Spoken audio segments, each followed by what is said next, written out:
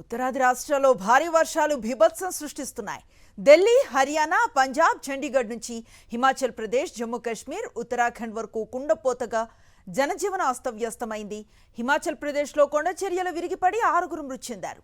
ఛత్తీస్గఢ్లో బల్రాంపూర్లో ఆనకట్ట కూలిపోవడంతో ఆకస్మిక వరదలు సంభవించాయి. దీంతో 4 ప్రాణాలను కోల్పోగా 3 గల్లంతయ్యారు. 1980లో నిర్మించిన ఈ ఆనకట్ట రాత్రి కుప్పకూలింది. జమ్మూ కాశ్మీర్లో భారీ వర్షాలకు నదులు ఉప్పొంగి ప్రవహిస్తున్నాయి. అక్నూర్, రియాసీల్లో చినాబ్ ఉగ్రరూపం దాల్చి ఘాట్స్ను ముంచెత్తింది.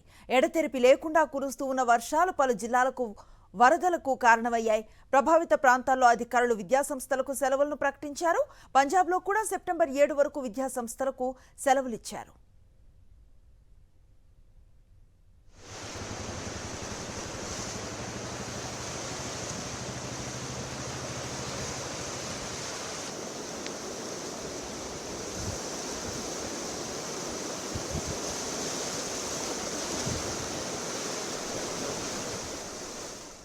భారీ వర్షాలు, ఆకస్మిక వరదలతో హిమాచల్ ప్రదేశ్ వణికిపోతోంది.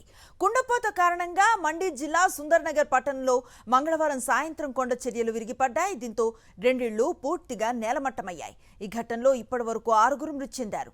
సైన్యం, ఎన్డీఆర్ఎఫ్, ఎస్డీఆర్ఎఫ్ సహాయక చర్యలను చేపడుతున్నాయి. సమీపంలో 15 ఇళ్లను ఖాళీ చేయించినట్లుగా పోలీసులు తెలిపారు. వరదలతో విలవిలలాడుతున్న జమ్మూ కాశ్మీర్, హిమాచల్ ప్రదేశ్, పంజాబ్, ఉత్తరాఖండ్ రాష్ట్రాలకు ప్రత్యేక సహాయ ప్యాకేజీని ప్రకటించాలని ప్రధాని మోదీని కోరారు కాంగ్రెస్ అగ్రనేత రాహుల్ గాంధీ. సహాయక కార్యకలాపాలను వేగవంతం చేయాలని విజ్ఞప్తి చేశారు.